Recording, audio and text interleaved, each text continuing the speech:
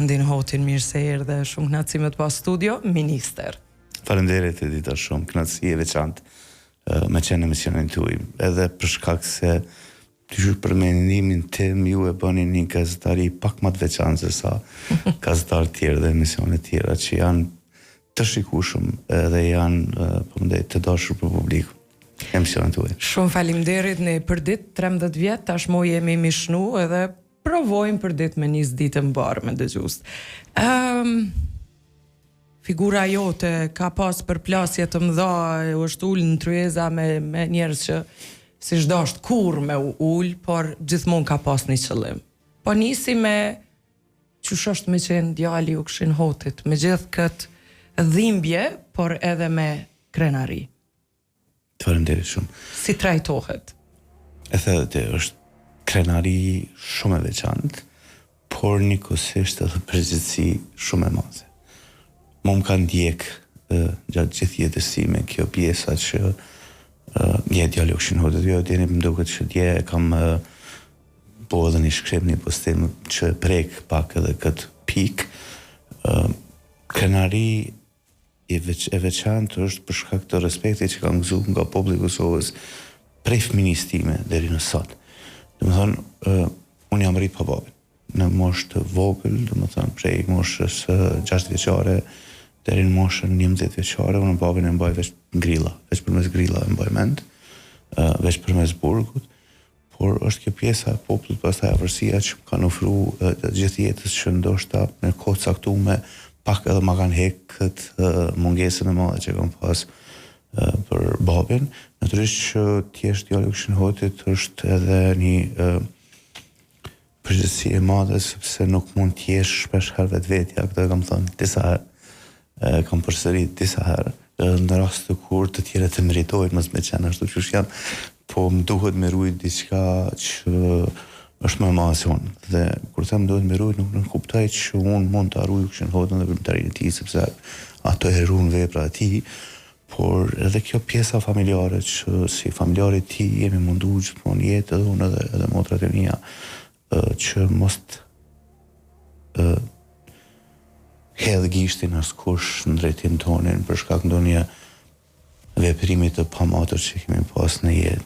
Natyrisht kjo më ka ndihmu edhe në jetë, kam pas rrugë të hapura në raste të caktuara, por në të njëjtën kohë, ne kam thënë edhe në postim dje, një profesor që para shumë vitësh më ka thënë që ti je djali u Kshin Hotit, kjo është një barë e madhe, por mundohu me kriju profilin tonë, mundohu me kriju emrin tonë. Dhe unë jam mundu me atë sa unë kom ditë, sepse njerëz jemi dhe jemi të kapushëm, përmes punës dinjitetshme për kushtimit me arrit që të tjerët thonë ato që e the ti pak më parë, që rrallën dëgjoj, që ti je Andin Hoti, pavarësisht që je djali u Kshin Hotit, je Andin Hoti.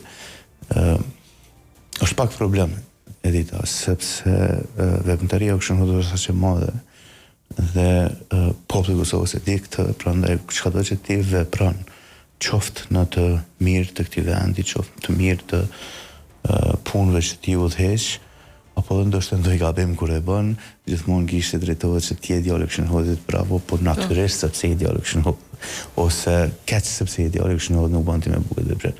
Kështu që kjo është ajo që pak a shumë ka ndjek. Fëminia jote, unë i di që ekipa ka edhe fotografi, kisha dashur po atë momentin e vështirë edhe ato vitet kur ti ke qenë fëmijë, si ke ato pamje parasysh edhe të familjes? Në fakt jo vetëm unë, po populli i Kosovës, ata që kanë qenë të lindur në sidomos para viteve 90-ta, por edhe ata që kanë qenë deri në 98, e kanë përjetu represionin serb. E kam përjetu me një apo një formë tjetër krimet serbe dhe këto natyrisht i kam përjetu edhe unë. Domethënë nuk është e lehtë si një fëmijë i vogël, tash po e kuptoj ndryshe sepse kam edhe unë një fëmijë me pati polic serb, ushtar serb, tu ta thy derën në shtëpis, tu të rre familjar, tu të maltretu familjar, tu të djeg besa edhe gjësende që kanë qenë veprimtarit babit, libra, të shkrimi e tjera. Thjesht ke qenë i atakum gjatë gjithë kohës në këtë pjesë, nga shtetet hershëm Jugoslav, edhe natyrisht në rastet caktuar ka qenë edhe i vetmuar për shkak të një presionit madh që kishte i etiketuar nga forcat serbe, ka qenë pak edhe problem humor me djalin e kishin hodri diku, sepse edhe të tjerët e psojnë në këtë kuptim. Nuk ka qenë fëmijëri e lehtë, ne e kemi pas një fat të mirë, shumë besoj që kanë edhe të tjerët, sepse një nanë kemi pas që ka qenë edhe nanë dhe babë. Dhe unë jam i bindur që gjitha nanat shqiptare faktikisht në kohë caktuar e kanë luajt rolin edhe të nanës edhe të babit. Falë saj, natyrisht ne pastaj kemi edhe i rrit edhe me shkollu edhe në kohë të paraluc kemi shpëtu sepse na ka dërguar në mars të vitit 99 përmes metodave që i ka gjetë në Zvicër, kemi qenë azilant në 3 vite. Por bara më e madhe ndoshta ka qenë te ajo se sa te ne, sepse unë pas 5-6 vjet, 7 vjet, 8 vjet. Por natyrisht që mboj mend, kjo është fëmiria ime që mboj mend është grillat në raport me babin. Grillat u kishin hodhi andej ose babi andej, në këtë rast djali andej. Shpesh herë ose disa herë edhe nuk na kanë lënë as me fol. Po aq pak sa keni fol. Çfarë thoshte? Në raport me mu, natyrisht kanë qenë këto muhabetet prind. Si fëmijë, çfarë të thoshte? Arsimi ka qenë brenga e tij, shkollimi ka qenë brenga e tij, po këtë i ka thonë edhe në ndryshimet e tij që brenga e tij e vetme ndaj meje edhe motra ka qenë që në kushte të vështira të asaj kohe, ndoshta me i lënë të gjithë luksin antar tjerë të familjes, sepse një luks nuk e kam pas, po dhe bukën e gojës, me thonë ma ndryshe, në që ne në asnjë formë mos me ndalë arsimin. Kjo ka qenë brenga e tij kryesore, brenga e tij e dytë ka qenë edhe siguria, ka qenë shumë vetëshëm që nuk është që kemi qenë shumë të sigurt në para luftës në Kosovë dhe gjatë luftës në Kosovë. Unë kam treguar edhe në një emision tjetër që edhe në Zvicër kur kemi shku ka pas tendenca për të na marrë, kidnapu apo tendenca tjera që më qenë se që realizuar në Vedicëve kanë qenë synimet kryesore të tyne, kështu që normal që kanë qenë brenga tilla. Babi ka thonë me një prej ndryshimeve të tij që fatkeqësisht unë jam vetëm baba biologjik për fëmijët e mi, për shkak që të s'kemi qenë afër njëri tjetrit, dhe vetëm Zoti e di sa më dhëm kjo. Dhe tash e kam kuptuar se çka do të thonë kjo, që çfarë timbi ka pas ai kur nuk ka mujt me qenë pranë fëmijëve të tij, kur nuk ka mujt me ofru ato që ka ofron një bab ndaj djalit vajzave të tij. Andin, a keni humbur ndonjëherë ose në ndonjë moment shpresën për zbardhjen e fatit të tij? Kjo është një temë po ndaj shumë ose ka pas shumë ide ka pas se jeton diku duket ndryshe. A keni ndëgjuar ndonjëherë këto? Hallaj më është marrë me babën prej kohës së luftës dhe tutje, për shkak se unë tregova kam qenë në Zvicër, kam qenë fëmijë. Ajo i kanë dëgjuar më shumë se unë, jo i kanë dëgjuar, i ka përjetu grupet e caktuara kriminale serbe që kanë tentu pas luftës, qoftë me marrë pare, qoftë me trajtu ndoshta në forma tjera, me rëndu psikikisht. Edhe unë i kom përjetu, unë e kom thënë para 5 vite, pak para se me fillu punën sekretari komisionit në qeveritë Kosovës, unë vetë kom pas një telefonat të tillë nga grupe kriminale, kështu i quaj unë, sepse besoj që janë grupe atje, nuk është që janë individ caktuar që bëjnë gjëra të tilla, ku e kanë gjetë kontaktin përmes Universitetit Prizren në qenë se man emrin e babit tim. Edhe unë isha një djalë i ri, i vetëdijshëm, që nuk mund të jetë e vërtet, por ata më kërkonin diku 400.000 euro një herë, pastaj 200.000 euro për të ma pru kince babin të gjallë në Kosovë. E kam thënë disa herë, ndoshta po përsëritem, por 99% je i vetëdijshëm, sepse je i vetëdijshëm, nuk po ndej që nuk mund të jetë e vërtet çka ndodh, çka thonin ata. Një 1% si djalë ndaj prindit ka qenë shumë i rëndë, 1% sa 2 javë me përjetu, që mos ndoshta çdo veprimi jemi, po e dëmton babën, pavarësisht çka ka ndodhur pastaj nëse po ajo është vërtetu. Këto ka ndodhur shpesh herë. Po edhe sekretari i komisionit, unë nuk e kam humbur shpresën dhe nuk e humbi shpresën, cili do qoftë fati fizik i tij që dikur kemi me gjetë. Edhe sekretari i komisionit bashkë me ekipin e kemi punuar këtë drejtim, edhe vazhdojnë, tash nuk jam kryetari i komisionit, por vazhdojnë ekipet me punuar këtë drejtim, është shumë e komplikuar, në të njëjtën kohë shumë e thjeshtë. Sepse babi është marrë prej një burgu të sigurisë lartë në Dubrovë dhe të edhin që çdo burg në botë, të cili do shtet, quhet burgu i sigurisë lartë për shkak se ka siguri të lartë, domethënë që menaxhohet nga shteti dhe nuk kupton që dikush mund thjesht me marrë me kidnapu dikën edhe mos me ditë shteti. Është e pamundur. Ekzistojnë dokumenta. E aq më pak kur territori i burgut ka qenë aty, guardian kanë qenë aty etj. Nuk është që kemi pranuar ndonjëherë përgjigje nga Serbia. Që është problemi që unë kam thënë disa herë dhe ndoshta janë bërë dhe monoton të e thonë, arkivat sekrete serbe vazhdojmë me i kërku sepse besojmë fuqishëm që në to ka informacione për të marrë në fatet e personat të zhdukur, por përfshirë dhe babin tim. Nuk mundet të kërkush me mbind që nuk mundet me ditë drejtori burgut dhe guardiant ku e kanë qu u këshin hotën prej burgut të djelen një ditë ku nuk punon administrata e burgut. Kështu që në këtë drejtim shpresat nuk i humbi, kemi punu në drejtim, pavarësisht që s'kanë qenë mediale, sepse nuk ka kuptim edhe me qenë mediale. Por në raport me palën sërbe, sepse nuk në taku palën sërbe në disa herë, sekretari delegacione. Kjo është pyetja ime e radhës, se ti e ul në një tryez me ta, keni pas takime ball për ball. Fillimisht unë përgëzoj për qetësinë. Sa e vështirë ka qenë, ose cili është muhabeti që bëhet në tavolinë, sidomos kur ti je prezent dhe ti ke një bab në mesin e atyre që kërkoje.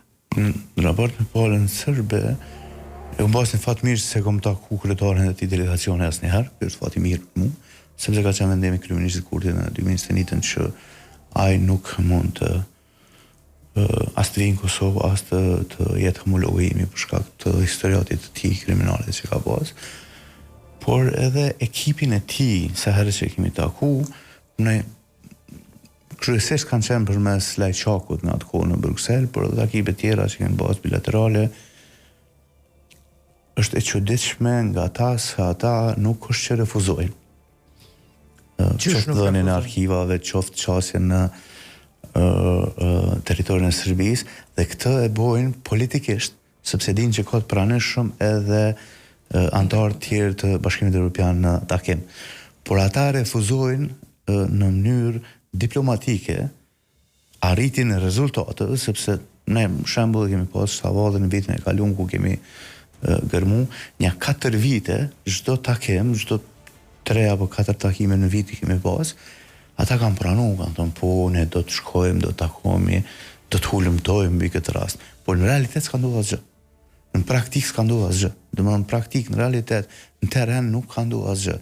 Thjesht e kanë konsumuar politikisht këtë çështje në takimet tona që më dal mirë para Bashkimit Evropian. Dhe unë kur kërkoja në atë kohë prej Lajçakut që ma vonë u mor vesh edhe kush ka qenë Lajçaku, që kjo retorika atyre e vazhdueshme dhe takimet e vazhdueshme që ne po i bëjmë nuk po prodhojnë as rezultat, nuk kam as arsye më taku me palën sërbe, ne kemi pastaj edhe një farë presioni që po duhet me vazhdu më taku, po nuk kam arsye me u taku në momentin që nuk po prodhon një takim rezultat. Edhe në raport me qasjen time tash personale ndaj tyre, unë besoj që kjo ka qenë një mendim i menduar mirë, veprim i menduar mirë i kryeministit Kurti, në radhë parë, sepse në ato tavolina është ullë një viktime drejt për drejt, djale një personit të zhdukur përballë disa agresorë, përballë të disave që potencialisht ata vetë, apo dikush i tyre, po patjetër shteti i tyre, i kanë bërë këto krime përfshirë edhe kësaj viktime që është ullë këtu. Dhe natyrisht që nuk e kam pas guximin me u përballë në raste të tilla me mu për çështën e personit të zhdukur, por kam përdorur këtë që e thash më herët, kam përdorur diplomaci. Po kjo pamja fizike e tëne ose qëndrimi i tëne përballë juve, cili është? minister? A janë të relaksum, a buzëqeshin ndonjëherë? Sa komode mbajnë këtë takim ata? E bëjnë këtë gjë kur s'jam unë, sepse takimet mbahen edhe kur s'jam unë. Qoftë takimet në grupe, qoftë takimet grupe punëse kur ne kemi delegu, tentojnë me bëu këtë gjë, po jo kur jam unë jo, sepse e din, po më është e pamundur ti më ndaj me pas një qendrim të relaksuar ndaj dikujt që e din çka ke bëu. Ndaj me që unë desha që ata e kanë informacionin për babën tim. Kryesisht me kokullur kanë këto takim. A ka ndodh, a mendon se kjo çështje ka mbet pak peng i politikës? I politizimit, po.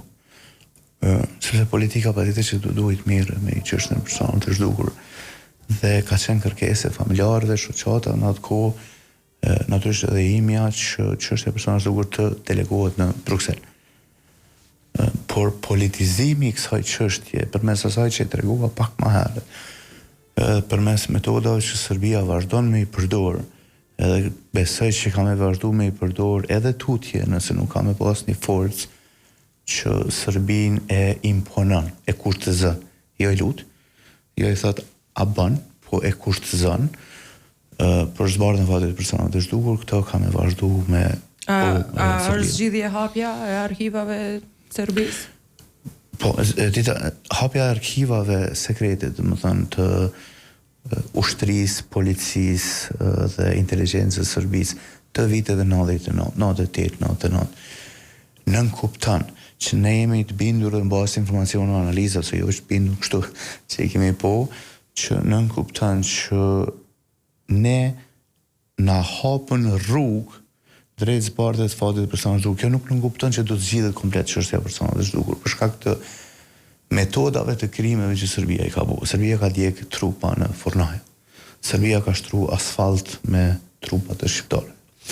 Serbia ka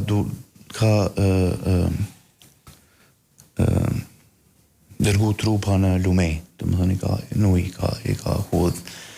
Ka bërë krime të ndryshme. Është pak si shumë problem. Ne kemi edhe në Kosovë raste të caktume kur masakrat të caktume që s'po përmend me emra tash i kanë djeg njerëzit, i kanë djeg deri në atë formë sa ata janë buhi.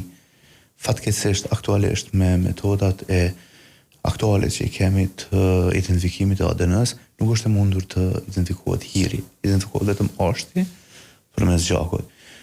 Do shta në të ardhmen, shpresoj që mund të identifikohen edhe këta persona që janë...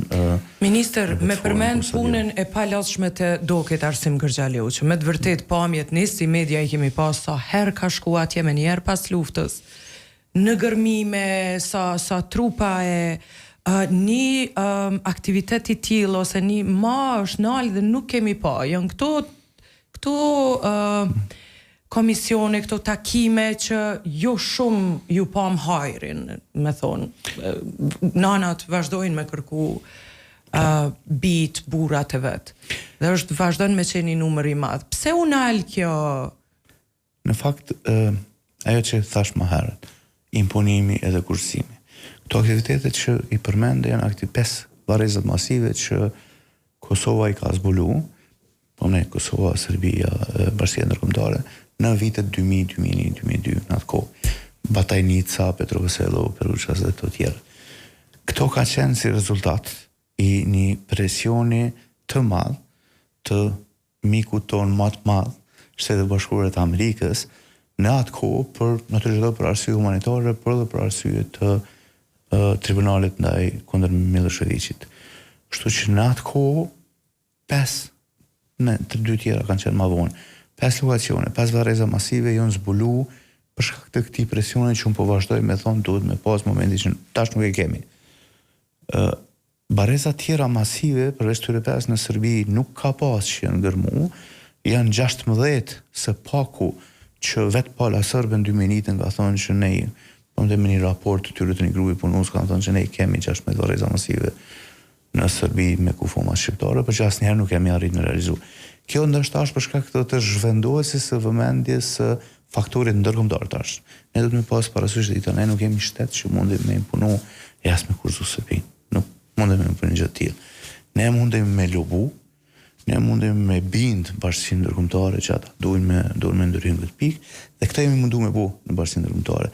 Dhe këtë pak e kemi arrit përmes 2 deklaratave, 2 marrëveshjeve faktikisht që kemi bu në Bruxelles, deklarata për Sanzhou dhe Komisioni për Bashkë që është me luq, është inkuadru Bashkimin Evropian direkt në të. Por Bashkimi Evropian aktualisht e ka një fokus diku tjetër. Nuk po them që nuk e ka fokusin që është në personat e shtukur, po them që e ka fokusin diku tjetër dhe jo tek imponimi apo kushtimi i Serbisë në raport me çështën e personave të shtukur. Dhe kjo ndoshta është edhe arsyeja që në Serbi nuk kemi pas gërmime, se në Kosovë po, Kosovë 32 kemi pas veç vitin e kaluar. Shpesh herë kom tentuar mos më bëu mediale Edita për shkak të kam kanë rrjedh, po kom tentuar për shkak edhe të shqetësimit familjar. Në vazhdimsi edhe ndaj stafit, edhe ndaj institucioneve që kemi bashkëpunuar, mundu aman mos i sitni në media. Ne kemi pas javën e kaluar rivarrosjen. Po, këtë janë gjithë Dylhasit në Gjakov. Dylhasit, pastaj kanë qenë edhe 3 në Klin për 2 javësh dhe një ushtar i shtetit Kosovës para 3 javësh në Sukabaj. Këto janë rezultati punës që kanë bërë që tregova 32 gërmime, lokacione që kemi pas veç vitin e kaluar. Në mandat besoj që kanë qenë mbi 150, tash nuk e kam numrin saktë, nuk e kam numëruar asnjëherë sepse është keq mor me numra në këtë pikë, gërmime që kemi bërë në Kosovë. 2500 ka kalu numri edhe e kom bërë një hartë, e kom pas publiku, po nuk e di sa është publiku, i lokacioneve që në teritorin e Republikës Kosovës është gërmu. Domethënë ku të këshësh në teritorin e Kosovës ka gjak, kështu, ka gërmim. Po fatkeqësisht pa i marrë informacione është problem dhe ka me qenë problem, për shkak se koha është faktor shumë i rëndësishëm këtë pikë. Kam edhe 10 pyetje të tjera, ndërkohë ka përfunduar koha programi. Si vepron njëri në këtë rast e shtyp pak. Ju sot jeni ministër. Tash dalim edhe te tashmja edhe te çka pritet nga ministri jon për punë, familje dhe vlerat e luftës çlirimtare në qeverinë e Kosovës. Shumë ka pëlqyer kjo ministri. Do të vazhdosh të punosh në këtë aspekt shumë? Në që interesant me ndëgju vetët në atë forës. Në kufje, interesant. Me këtë kufje. E sheso me që më fletë. Me relaksu pak bisedën. Po, sepse dullëm prej një teme që është ma shumë mision se sa punë, është ka qenë ma shumë emocionalisht shumë e rëndume. Dhe tash jemi një temë që prapë është mision dhe prapë është po ta thosh të dikush i paprekur fare, e dim që ndjen ashtu, e lema kur ti je vet biri një personi që është në kërkim. Në fakt unë tash këto i bartë edhe ministri, jo personat e zhdukur, por tash do të vazhdojmë punojmë, të angazhohemi për çështjen e të pagjeturve, ka një plan. Natyrisht që nëse po mbesim tek ministria. Natyrisht që jo që do të vazhdoj të punoj, por prej momentit që jam emëru, pavarësisht sfidave, sepse kur ministrit ndahet stafi, ndahen edhe kodë procedore dhe do të krijon rregullore të reja, ligje të reja, udhëzime legislative të reja. Nuk unë, jo vetëm unë, por krejt stafi mendoj që kam pas një vullnet të hatashëm për me kriju sa më shpejt këtë ministri. Për shkak se është një ministri që i prek qytetarët e Republikës Kosovës direkt. Edhe indirekt, po direkt. Dhe kryesisht i prek kategoritë e ndjeshme. Ne jemi mundu, dhe sepse kur them kështu nuk është që bëjmë mrekullina dhe nuk du me dalë keq në publik, jemi mundu me shpirt me për një gjëti dhe do të mundohemi me shpirt. Cilat janë 3 prioritetet e ministrisë që i ka? Nuk mujmë me thonë që nuk na ka shkeny apo nuk na ka demoralizu pak situata aktuale që ndodhi në Kosovë. Të gjithëve? E di. Në kohën kur ishtë dashtë shumë me pununi, po këthejemi prap pikën 0 dhe është edhe mshme. Dhe na është tesht, nështë janë 2 ditë prap me rimor vetë. U përmende dhe emryet si president? Po, është. Dhe menduam që po na dështon programi sa. Jo, këshar dhe ma me knatësi. Si president, jo nuk besoj se do të mund vje. Pora kompetencë, ajo që është më rëndësi për mes teje, me thonë qytetarit, kompetencët e ministrisë. Sepse do të me ditë qytetarit ku mund të adresohen problemet që i kanë. Tregun e punës. Punësimi, papunësia, praktika, gjitha që hynë këtu janë tekun. Janë përmes agjencionit të punësimit. APRK-s. Aftësimin profesional. QAP, qendrat e aftësimit profesional. janë tek unë, që është shumë e rëndësishme dhe do të jetë shumë e rëndësishme për qytetarët, sepse aty kam një objektiv, një qëllim shumë të rëndësishëm që ai aftësim rezonal duhet me u ngrit. Inspektorati Qendror i Punës për sigurinë dhe shëndetin e punë, që monitoron ligjin e punës, do të jetë tek unë. Nuk do të jetë çekeq, por do të jetë kontrollues shumë i rrept i zbatimit të ligjit të punës. Dhe këto do të më ditë të gjithë. Këto do të ne e shohim praktik. Nuk është kërcënim, por do të më ditë të gjithë, se kjo Kosovë duhet të bëhet. Pastaj kemi politikat e punësimit, i thash, departamentet e Veteranët ku janë pensionet edhe kjo më rëndësi. Departamenti e pensionit, kemi gjitha kategoritë e pensionet. Domethënë kur flasim edhe për pensionet e paraluftës, edhe ato të mas luftës. Po kryesisht janë me skema. Pastaj kemi edhe një sektor të ri që është familja, që në praktik nuk është i ri, po që aty hinë pastaj edhe shtesat e fëmijëve të tjera, por një sektor që unë nuk aplikova. Nuk kam aplikuar ende, po mirë është për fëmijët po. Për të pak desa të rrisim. A i marrë edhe ato që s'kom apliku? Nuk e di këtë pjesë në të drejtë. Tek familja është një sektor që nuk merret vetëm me shtesës. Çto po du me heq prej njerëzve? Ministria për familje, çto po du me heq prej njerëzve mendimin që kjo ministri kryen shërbime. Shërbime në kupton parë, departamenti pensionit dhe sociale e tjera. Kjo ministri menon, kjo ministri ka vizion. Kjo ministri këtë për mirëqenien e familjeve në të gjitha sektorët. Për politikat e këtyre sektorëve, edhe për politikat e familjes. Aktualisht për familje po, jepen shtesat e fëmijëve. Cili është projekti për familje për pos shtesave? Ne çka do të bëjmë, është do të marrim praktikat më të mira të Bashkimit Evropian, sepse disa shtete në Bashkimin Evropian e kanë ministrinë për familjen. Ne do të trajtojmë natalitetin, që është një çështje shumë e rëndësishme në Kosovë. Ne do të hartojmë një koncept kombëtar për familjen. Domethënë familja duhet trajtohet si institucion. Pastaj në skuadër të kësaj bjen edhe çështja e banimit përballueshëm që ne kemi marrë në si fushimtari edhe në ministri. Këto sa do të jenë të realizueshme, sepse unë po flas me qytetarët, duhet me kuptu edhe gjendjen aktuale politike që ka ndodhur në Kosovë. Por ne këtë synim e kemi. Demografinë e tjera, domethënë do të marrim praktikat më të mira të Bashkimit Evropian për familjen. Dhe e fundit është para fundit është që janë shërbimet sociale, dhe këto duhet me di që vijnë tek unë, dhe e fundit është vlerat e luftës shërimtare të Kosovës. E dita unë prekëm direkt në këto, në të gjitha kategoritë. Unë në shtëpi kam veteran, në shtëpi kam dëshmor agjen, në shtëpi kam hero dhe gjydukun babe. Dhe më prekin të gjitha këto kategori. Dhe unë mendoj që të këto kategori nuk duhet diskutojmë vetëm për benefitet që quhen pension, por duhet diskutojmë edhe për dignitetin për këto kategori. Që su diskutuar. Që është shumë rëndësi.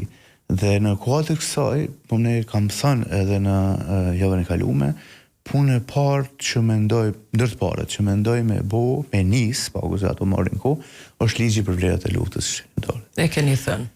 Një ligj që është edhe i kërkuar prej këtyre kategorive, edhe i nevojshëm për këtë kategori. Si relacion, çfarë relacioni keni me organizatat e dala? Drejtash kom bos mirë, nuk e di që do të jetë kjo. Ajo çka kom bo unë është që kam po sepse nuk e di qëndrimin e tyre, por ajo çka kom bo unë është që i kam ftuar të gjitha shoqatat e dala nga lufta, qoftë veteranëve, qoftë dëshmorëve, qoftë invalidëve në takim, në mënyrë që edhe të njihemi më afër me punët, problemet që ata i kanë, edhe me objektivat që ne i kemi në kuadër të kësaj çështje. Shoqata e invalidëve të luftës ka marrë pjesë, ka qenë në takim me mua. Të dyja shoqata tjera nuk mund të them që kanë refuzuar, por kanë thënë që nuk janë në Kosovë derisa të gjejnë një moment më të mirë.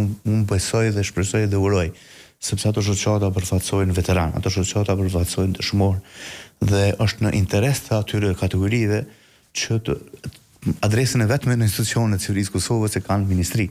Është në interes që të kemi një bashkëpunim mirë. Unë jam shumë i vullnetshëm për një bashkëpunim të mirë në këtë pikë, dhe unë besoj që mund të arrijmë punë të mira në këtë drejtim bashkë. Reagimi juaj në gjitha këto seanca në Hag?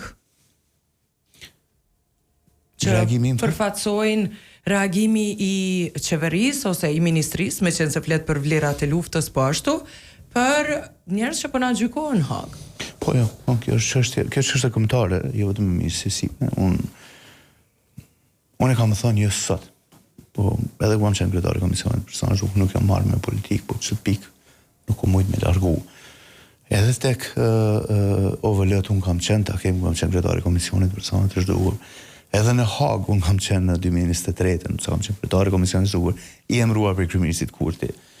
Edhe në gjithë jetës sime janë do parime që ti nuk mundesh me ndryshu, pavarësisht ku je, çka je. A ke qenë në marsh? Po. Para 2 javë kam qenë, kur ndodhi, me 7 shkurt ndodhi marshi, kam qenë marsh, në fillim të marshit. Kam qenë edhe në marshin e parë që ka ndodhi, jo të dytin, se s'kam qenë në Kosovë, ky ka qenë i treti, po në marshin e parë që ka ndodhi, ai ka ndodhi diku 2022-23, kështu nuk e di, kam qenë në marsh. Jo, nuk është krenari kjo a ke qenë marsh. Jo, absolutisht, deshta me bani, po absolutisht. Se ka që s'ka qenë, ka një numër të madh që s'kan qenë. Kundër një gjykate politike dhe të padrejt ndaj atyre që e kanë përfaqësuar si shqiptarët e Kosovës. Dhe Ushtria Shqiptare e Kosovës është një institucion i gjithë Kosovës. Nuk është i individëve, as i PDK-s, as i LDK-s, as i vetëvendosjes. S'ka parti politike këtu në vlerat e luftës. Është gjithë neve. Dhe ajo tendencat që ndoshta nuk po akuzojnë ndaj parti politike, por ndoshta më shumë ka qenë kështu tendencë publike që me kanalizu UÇK-n në parti politike ndryshme është shumë e gabueshme dhe rrezikshme. UÇK është e gjithëve dhe kështu do të mbetet. Unë mendoj se edhe vetë qeveria është apolitike në kohën kur është pozit dhe duhet të dalë me një mbrojtje ose me një deklarat. Po mirë, e mbyllëm me qenë se pas ke qenë në marsh nuk të pas kam po. Një lakes u bë, ora 11:10. Okej, e fundit pyetje. Herë tjetër se të vazhdoj. Jo, po më intereson pak për punën e presidentit, apo presim zgjedhje të reja? Uroj që jo, nuk ka nevojë që. A do ta votojë Vjosa Osmani? Unë jam deputet. A do ta votojë? Natyrisht që besoj që në qendrimin e partisë politike po do ta votoja. Do të bëjë gjithçka veç të kemi një zgjidhje. Po, do ta votoja për të pasur një zgjidhje. Dhe unë nuk besoj që ka deputet në lëvizjen e vendosjes që ka refuzu për me votu dikënd. Dhe as zonë Osmani. Ajo që unë besoj që ka ndodhur në bazë të asaj që di është që nuk ka pas një harmoni mes partive politike për të arritur 80 vota. Nuk i ka pas zona Osmani 80 vota, sepse zoti Kurti ka 57. 66 po e zëm me gjithë minoritetet për shkak vullnetit të tyre me votu. Kur si ki nuk mundesh me kriju. Thjesht nuk i ki, nuk kanë qenë. Partitë tjera politike kanë thonë që nuk përkrahim edhe. Nëse do të kemi zgjedhje, do të jesh në listën e vetëvendosjes? Unë besoj që duhet të vazhdoj misionin që kam nisë, kam nisë me shumë zemër, kam nisë me shumë vullnet të kësaj ministrie, dhe natyrisht që do të jem kandidat nga lista vetëvendosje, nëse populli e gjykon, sepse kjo është pastaj çështja e popullit, nëse populli e gjykon që e the vlerëson profilin tim në radhë të parë, po edhe punën time deri tashmë në radhë të dytë, edhe atë pjesën që janë djali u Këshinotit, po jo vetëm këtë pjesë që janë djali u Këshinotit, unë natyrisht do të vazhdoj pastaj me qenë në ministri. Unë mendoj që je figura adekuate për ministrin, për punë, familje dhe vlerat luftës të ushtrisë lirimtare të Kosovës. Shpresoj të mos na zgënjesh, ta bësh më të mirën se i rritur në frym till për vendin ton, por shpresoj të kesh kohë dhe ta ushtrosh këtë detyrë me qenë se jemi në një situatë kaotike. Andin Hoti, shumë kënaqësi me të pasë në studio. Kënaqësi është ande për mua që tash fillim. Faleminderit shumë. Besoj që do të çimi edhe tjera. Besoj që po, uroj për me Duart Rokit për shumë punë të mbara. Faleminderit.